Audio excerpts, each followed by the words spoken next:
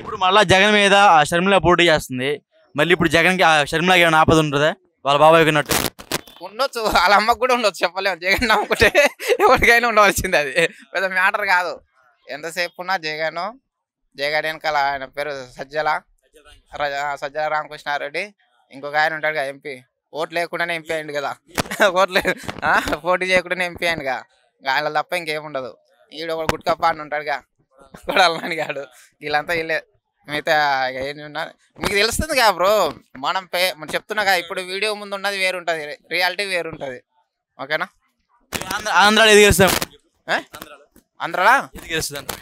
పొత్తు గెలుస్తుంది. పోయినసారి కూడా గెలవాలి మ్యాక్సిమం వైఎస్ఆర్సీపీ. ఇప్పుడు వైఎస్ఆర్సీపీ వాళ్ళు ఏమంటున్నారంటే, వైఎస్ఆర్సీపీ రూలింగ్ ఎట్లా వచ్చిందంటే, పవన్ కళ్యాణ్ చంద్రబాబు వేరు కావడం వల్ల మ్యాక్సిమం 2,000-3,000 ఓట్లతోటి వైసీపీ ఎంపీలు ఒక 10-20 మంది గెలిచారు.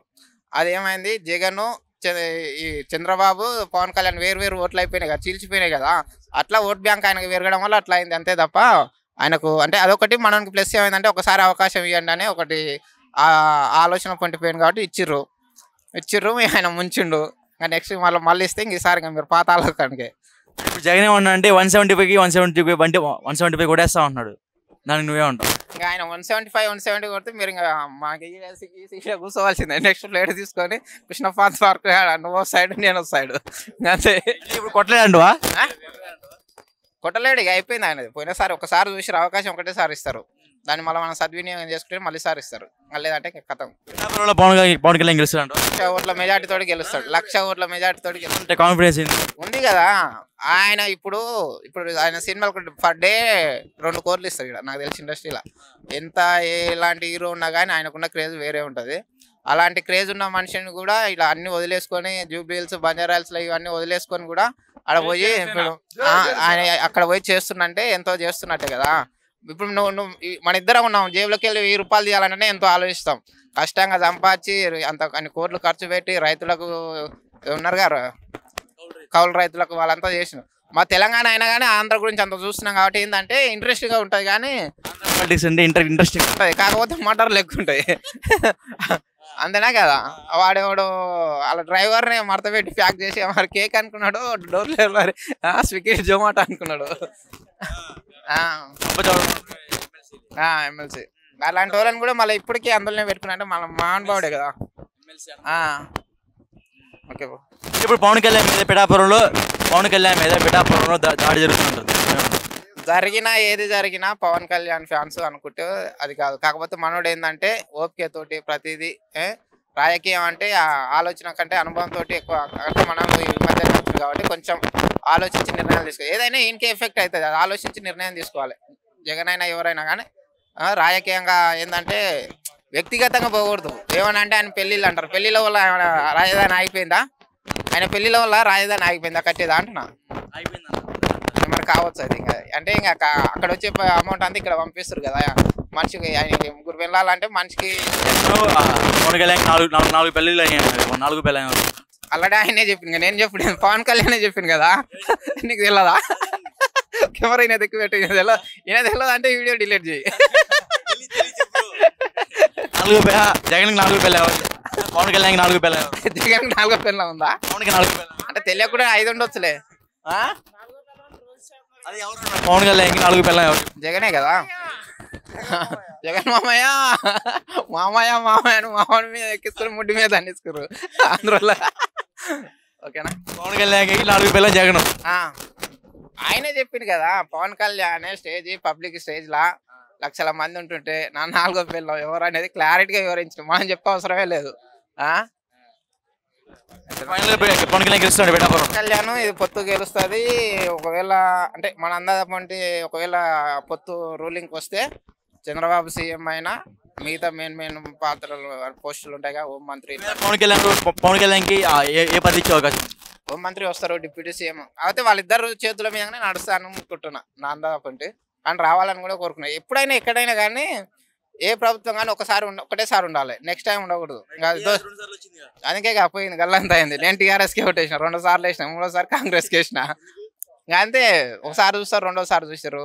అనుభవంతో మనకి తలకెక్కింది పొగరు. చెప్పు ఉన్నాడు, అది అయిపోయిందిలే, అయిపోయింది, వచ్చేసింది. ఇంతసేపు మీరు ఎట్లా ఉంటారో సగం డిలీట్ చేస్తారు, కట్ చేసాయి. Okay bro. బ్రో కవిత గారు ఇది అలా ఈడీ కేసులో అరెస్ట్ అయ్యారు. ఏముంది, మనోడు అప్పుడు ఢిల్లీలో ఒక పాలసీ తెచ్చింది కదా, దాని గురించి నాకు క్లారిటీ లేదు. కాకపోతే ఇది ఎలక్షన్లో స్టంట్ అని నేను అనుకుంటున్నా. ఇప్పుడు బీజేపీ కొన్ని సీట్లు రావాలంటే మేము అరెస్ట్ చేసిన ఇట్లా దోషులం, కానీ బీజేపీ నుంచి ఒక్కరైనా మన దేశం మొత్తాన స్వచ్ఛందంగా ఉన్నారని వాళ్ళు అంటున్నారు. ఒకవేళ అట్లా ఉన్నట్టుంటే ఒక్కరు కూడా అట్లా స్కామ్ చేసిన లేరా? బీజేపీ మంత్రులలో కానీ, ఎమ్మెల్యేలో కానీ, సీఎంలో కానీ స్కామ్ చేసిన వాళ్ళు ఒక్కరు కూడా లేరా?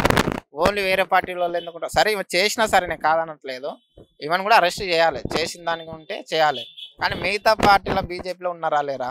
ఉన్న వాళ్ళందరినీ మళ్ళీ ఎందుకు వదిలిపెడుతున్నారు? వీళ్ళని ఎందుకు అరెస్ట్ చేస్తున్నారు? వీళ్ళని కానీ, కేజ్రీవాల్ కానీ ప్రతిపక్ష పార్టీలను ఎందుకు టార్గెట్ చేస్తున్నారు? బీజేపీలో లేరా అసలు? దేశం మొత్తాన్ని ఒక్కరైనా లేరా అంటావు? లేరా? ఉన్నారు కదా, మరి వాళ్ళని ఎందుకు చేస్తలేరు?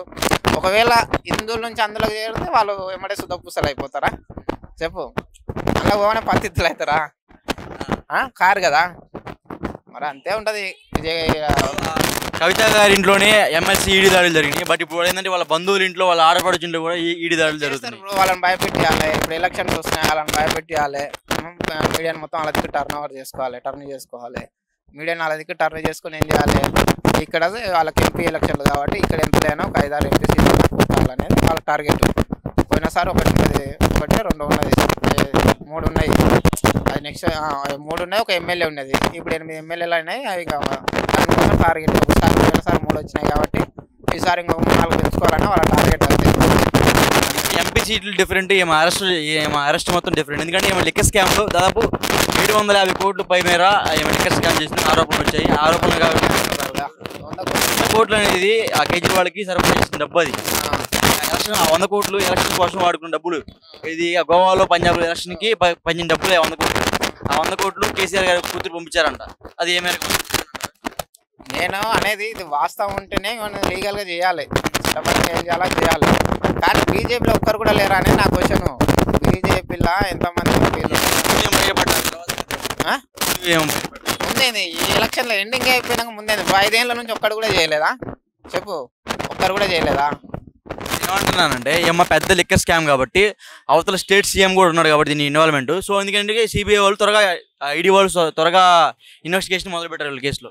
ఇదేముంటుంది, ఎలక్షన్ల దాకా అల్పిస్తుంది. తర్వాత ఎలక్షన్లు అయిపోయినాక మీడియా అంతా అక్కడ అయిపోతుంది, కేసులు లైట్ తీసుకుంటారు. పెద్దగా ఏముంటుంది, అంతా కామన్. లోపల తోలుతాడు, ఆ రూలింగ్లో లోపల తోలుతాడు. అంతేనా కదా? జగన్ కూడా పోయాడు, ఇవాళ పోయాడు. ఇప్పుడు కవిత గారు ఏమంటున్నారంటే మీడియాతో బయటకు వచ్చేసిన తర్వాత నన్ను అక్రమ అరెస్ట్ చేశారు, నా ఎటువంటి తప్పు లేదు, నీ పద్ధతిని అంటాను. లేడీస్ అంతేలే. ఇప్పుడు ఎవరు ఏమున్నా కానీ ఇప్పుడు దొంగ దొరికినోడు కూడా నేను దొంగని కాదు, ఎవడో చేతిలో ఇస్తున్నానే అంటాడు పైసలు. ఎవరు వాళ్ళని నిజాయితీగా ఆమె ఎంతసేపు ఆమె నేను బయటికి రావాలి, నా మీద ఆరోపణలు ఉన్నాయి, పడకుండా చూసుకోవాలి. ఆరోపణలు నిజం అంటే తర్వాత అంటే నిజం కాబట్టి ఆమెని అరెస్ట్ చేసారు కాబట్టి అది నా మీదకి రాకుండా ఈ రూలింగ్ పార్టీ చేస్తున్న ఆలోచన పరంగానే ఆమె క్రియేట్ చేసుకొని ఏదో ఒకటి మీడియా ముందు అయితే మాట్లాడాలి కావాలి. ఆ రకంగా ఆమె మాట్లాడుతుంది అంతే. సుకేష్ చంద్రశేఖర్ అనే వ్యక్తి వాళ్ళకి ఎవరైతే కలిసి ఉన్నారో వాడు విడిపోయి మీడియా వాళ్ళ ఈడీకి అప్రూవర్గా మారాడు. అతను వీళ్ళకి లేఖలు రాసి తిహార్ జైలుకి మీకు ఆహ్వానం అంటున్నాడు. దానికి నువ్వేమంటావు? లోపల ఉన్నాడు బయటకు రిలీజ్ అవుతుందంటే వీళ్ళకి అంటే అనుసంధానం ఉన్నట్టుగా, అంటే వీళ్ళకి కాకపోయినా అంటే రూలింగ్ పార్టీకి కానీ ఈడీకి వీళ్ళకు అది ఎట్లా వస్తుంది? వాడు బయటికి వాడందరికీ అది రాదుగా, ఏదో రకంగా లీక్ అవుతుందంటే వాళ్ళు పంపిస్తున్నట్టే కదా. అంటే రూలింగ్ పార్టీ కూడా సంబంధం ఉన్నట్టే, ఈ అరెస్ట్కి సంబంధం ఉన్నట్టు కాంగ్రెస్ పార్టీకి ఇలా కాదు బ్రో, బీజేపీ పార్టీకి కాంగ్రెస్ పార్టీకి కావాలంటే లోపల లీక్లు ఆడతారు. కాంగ్రెస్ పార్టీ వాళ్ళు ఏమంటున్నారంటే ఇది అంతా కావాలని ఒక నాటకం పోటకం అంటున్నారు. దానికి నువ్వేమంటావు? వాస్తవమే కదా, వాస్తవమే. మళ్ళీ చేసేది ఉంటే నిన్న కూడా చేసేది ఉండే. ఇది ఎప్పుడు వచ్చింది? ఎలక్షన్ల ముందు వచ్చింది. ఎమ్మెల్యే ఎలక్షన్ల ముందు, ఆ ఎమ్మెల్యే ఎలక్షన్ల ముందే చేయాలి కదా. మరి అరెస్ట్ చేసేది ఉంటే అప్పుడే అడావిడి చేసారు, అప్పుడే చేస్తారు. ఇప్పుడు ఆ కేసీఆర్ పార్టీ పోటీ చేయబోయే ఆ 17 ఎంపీ స్థానాలు, గెలవబోయే ఎంపీ స్థానాలు ఎన్ని? వాడు ఎంత గెలుస్తాడు? 10 గెలుస్తారో. అది కూడా కష్టమే 7-8. ఎందుకంటే రూలింగ్లో లేదుగా, ఎవరు రూలింగ్లో ఉంటే వాళ్ళు ఎంపీ సీట్లు వచ్చే అవకాశాలు ఉంటాయి. ఇంకొకటి ఏంటంటే బీజేపీ కూడా ఈసారి పొందుకోవచ్చు. ఇంకొకటి కాంగ్రెస్ రూలింగ్లో ఉంది కాబట్టి వాళ్ళ అంతా 50-50 ఉంటుంది. కాంగ్రెస్ వాళ్ళు ఏమంటారంటే ఒక్క సీట్ కూడా గెలవని అంటున్నాడు, దాని మీద ఏమంటారు? అంటే ఎవరు కాలే అంటారు కదా, కామన్. ఎందుకంటే అట్లా గట్టిగా చెప్పగలితేనే కొన్ని సీట్లైనా గెలుస్తామని నమ్మకం ఉంటుంది అంతే. ఫైనల్ గా కవిత ఈడీ కేసు నుంచి బయటపడిద్ది అంటావా? పడుతుంది, కాకపోతే టైం పడుతుంది. ఎవరైనా బయట జగన్ రాలే, పెద్ద దొంగనే వచ్చినాయి, చిన్న దొంగ ఎంత పెద్ద దొంగ జగనే బయటకు వచ్చింది, చిన్న దొంగ ఏమెంత అంటున్నా.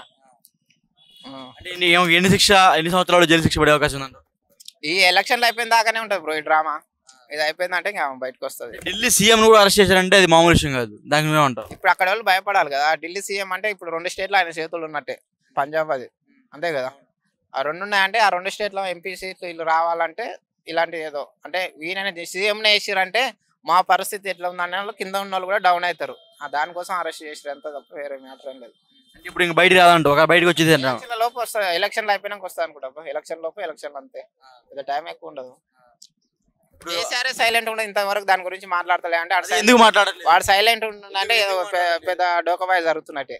ఎందుకు మాట్లాడలేదు చెప్తున్నా కదా, ఆయన సైలెంట్ ఉందంటే లోపల ఏదో డోకబాయ్ జరుగుతున్నట్టే. 10 ఏళ్ళు చూసినాం కదా స్టేట్ లో. లోపల ఏమన్నా ఒప్పందాలు చేసుకుంటా ఉంటారు. చేస్తాడానికి ఆ విద్య మస్తు అలవాటు. తెలంగాణ స్టేట్ ని ఏర్పాటు చేసి ఇట్లా తెచ్చినోడు పెద్ద మ్యాటర్ కాదు కదా. ఏడ ఎగ్గాలి డైలాగ్ ఉంటాయి కదా, ఏడ తగ్గాలి అన్నట్టు మనకి అన్ని విద్యలు తెలుసు.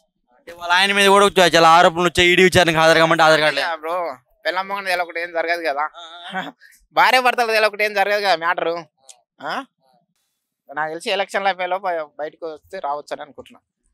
Thank you bro.